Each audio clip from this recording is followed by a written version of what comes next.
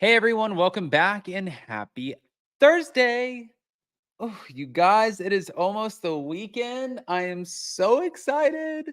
I don't even know why. It's not like I have anything to actually I have a shit ton of things to do. I have packing to do. I have we have to get the new house ready.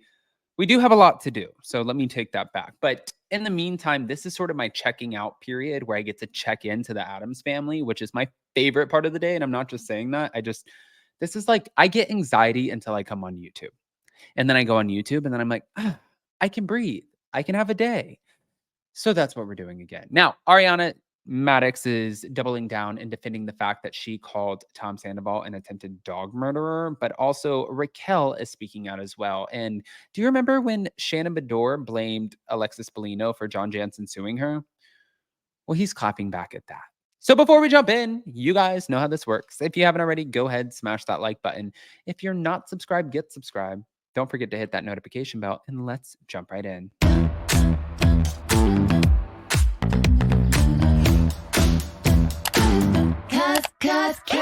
no one can do it like we do it, like we do it, like we do it. Cause no one can do it like we do it, like we do it, like we do it. Okay, guys, before we get to the Vanderpump Rules of it all, let's start with this realityt.com because Shannon Bador is, well, making the Alexis Bellino connection to the new lawsuit, and John Jansen is speaking out. Now, Shannon Bador is struggling these days. In addition to her DUI arrest, she's also battling it out with her ex, John Jansen. First, her man moved on with Alexis Bellino. Then Alexis returned to filming because drama sells.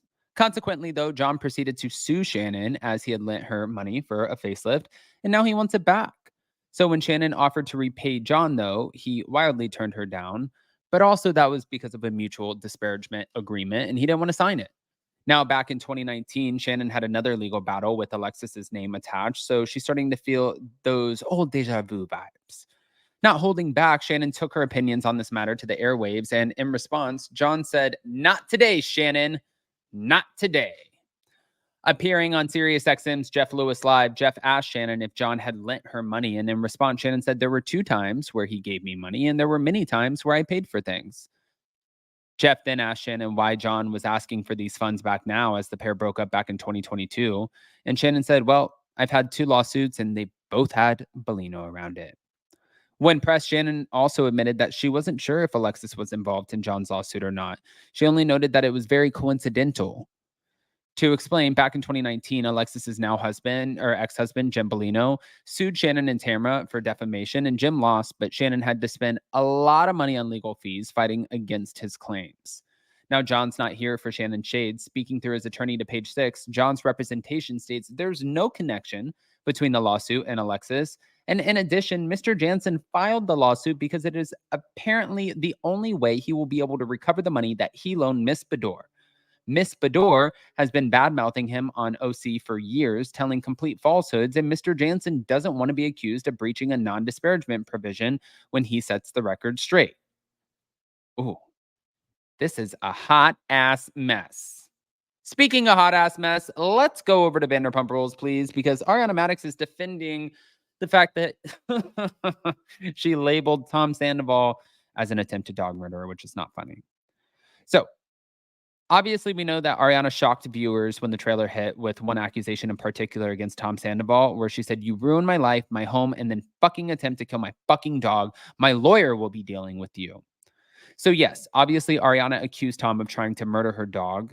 And of the accusation, she later clarified Tom was engaging in just reckless, careless stuff. Nothing new, nothing that's out of the ordinary. But yeah, I mean, obviously emotions are heightened. And yeah, that's all. Now, since then, fans received more context, and Ariana said Tom locked Maya in her room where the dog chomped on wooden skewers from a takeout container and had to head to an emergency vet care.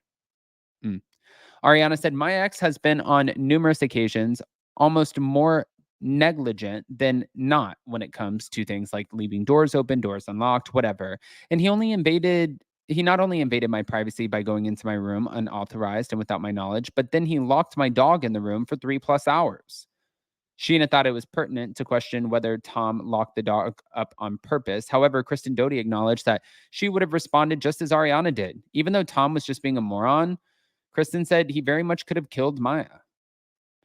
Tom, however, said that Ann Madix could have been the one to leave the door open, and Jax Taylor then accused Ariana of a strange hypothetical double standard, saying that she wouldn't have called Ann a dog murderer if the assistant would have been responsible, but Jax then reiterated that the dog was fine and that was all that mattered. Tom then started self-reporting by saying that in the past, Maya had eaten his paintballs and laxatives. Now, how did Maya get those things, Tom? Well, what were those things doing on the floor? That's the big question. Even Tom Schwartz had to tell Sandoval that he wasn't doing himself any favors. But on the other hand, even though Ariana left her food out, Kristen also still blamed Tom for the debacle. Where's Raquel when all of this matters? Now, Rachel has obviously found her voice, and like many other Bravo celebrities, has created it in the form of a podcast. Rachel walked away from Vanderpump Rules, obviously, after a tumultuous season during which her affair with Tom Sandoval was discovered, and she blocked him and spent several months in the health facility. We remember that. Now she's talking about her podcast, saying, I'm able to speak freely. I have so much control when it's on my podcast.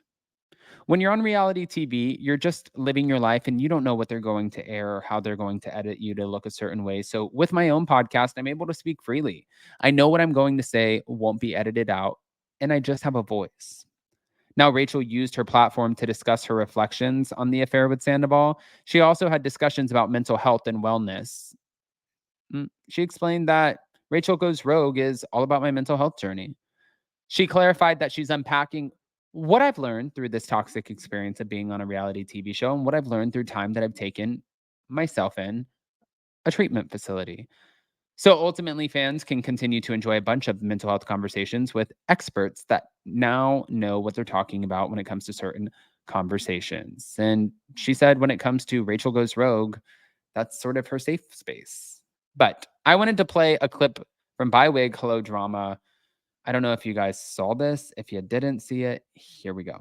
It's so interesting to me because the only people that are trying to rewrite history are the fans. Yeah. Literally, the only people that are rewriting history right now are fans. What do you mean by that? The cast is who said that. But the cast said he's doing too much now. Well, by the way, I have a feeling about my cast too. I feel like I'm after the reunion, I look at them very differently.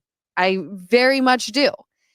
But I can't talk about that yet. Right. You can't talk about that. But this is who he's always been. He's always been the guy paying for people's engagement parties. He's been the guy to chase down the man for the ranch. He's doing the same shit he's always done. It's just now he's fucked you over, so it's annoying.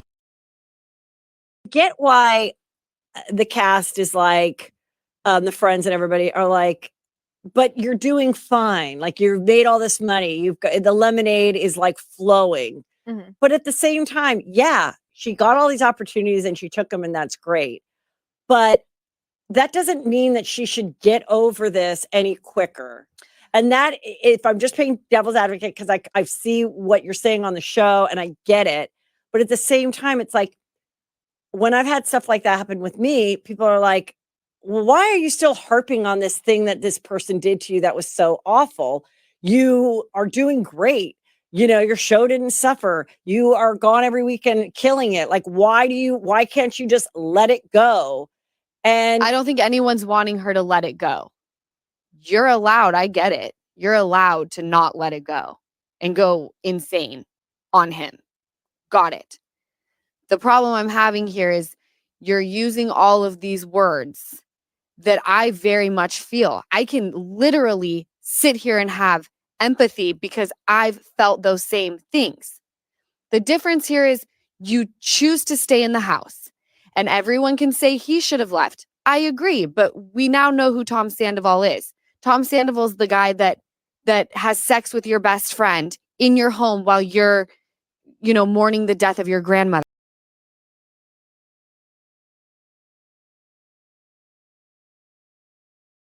Oof, okay. Well, enough of that. Guys, I want to hear what your thoughts are.